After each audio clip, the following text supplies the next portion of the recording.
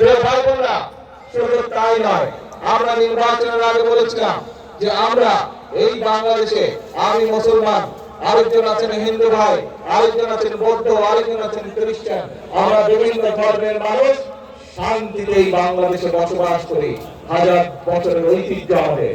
কিন্তু এই যে আমাদের ধর্মীয় শিক্ষক বা ধর্মীয় গুরু যারা মসজিদ মাদ্রাসাই হোক, গির্জাই হোক, মন্দির হোক, এখানে যারা আছেন ধর্মীয় ব্যক্তিত্ব বা ধর্মীয় গুরু, এই মানুষগুলো মানবতার জীবন যাপন করেন অনেকে। আমরা বলেছিলাম বিএনপি সরকার গঠনের সক্ষম হলে এই মানুষগুলোকে আমরা সরকারের পক্ষ থেকে সম্মানের ব্যবস্থা করব। প্রিয় ভাই বোনেরা, আপনারা দেখেছেন আমাদের সেই প্রতিশ্রুতি আমরা রক্ষা করেছি।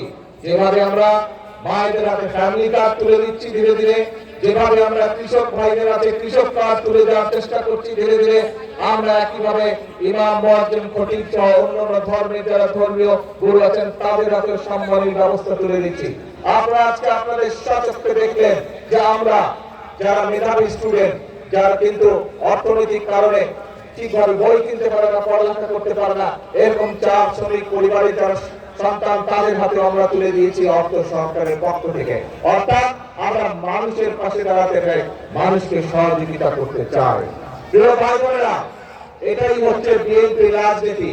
আমরা দেশকে এগিয়ে নিতে চাই, দেশের ভাগ্য পরিবর্তন করতে চাই, মানুষকে মানুষের ভাগ্যের পরিবর্তন করতে চাই।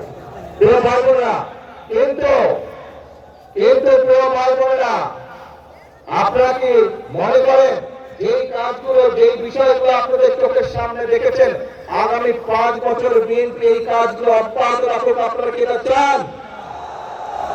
এই মায়েরা, আপনারা কি চান বাংলাদেশের সকল মায়েদের কাছে আমরা ফ্যামিলি কার্ড পৌঁছে দেই? আচ্ছা, ধন্যবাদ। কিন্তু